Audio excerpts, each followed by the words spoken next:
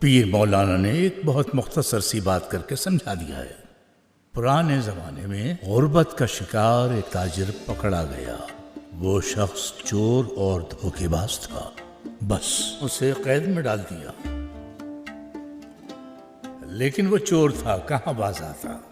اس چور نے تو قید خانے میں موجود تمام قیدیوں کو لوٹ لیا، ان کو ایک ایک پائی سے محروم کر دیا۔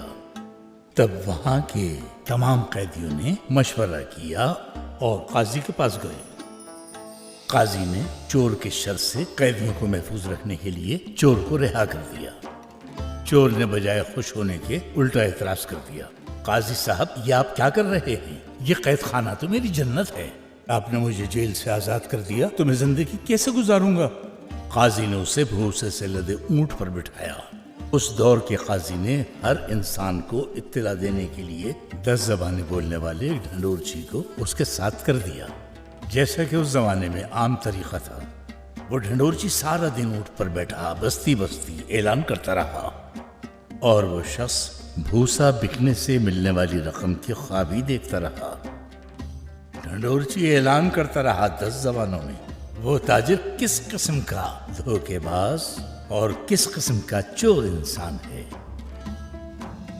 اونٹ سوار سوچتا رہا کہ شام ہوتے ہی اس کے ہاتھ میں بہت سے پیسے ہوں گے۔ جب شام ہوئی تو اونٹ سوار نے کہا، بس اب مجھے میرا بھوسا بکنے کے پیسے تو دو۔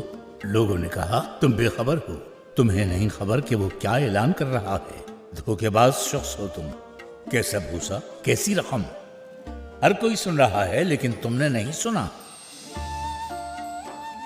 اور اب آپ لوگ یہی سوچ رہے ہوں گے کہ یہ کیا بات ہوئی؟ کون ڈھنڈورچی؟ کیسا اونٹ سوار؟ کیا آپ سمجھے اس کہانی کا اصل مقصد کیا ہے؟ ہاں، اس قصے میں بھی ایک سبق ضرور موجود ہے۔ میں آپ لوگوں کے چہروں پر یقینی طور پر سوالیہ نشان دیکھ رہا ہوں۔ یہ دنیا ہر کسی کو لوٹ لینے کی مہارت رکھنے والی لٹیری اور دھوکے باز ہے۔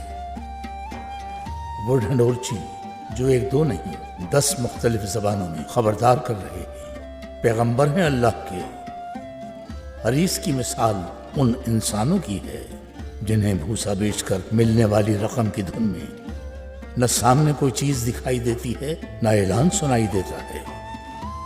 تاجر کی طرح جس کا قلب سیاہ ہو چکا ہے، وہ خبردار کرنے والے پیغمبروں کی آواز تک نہیں سنتے۔ انہیں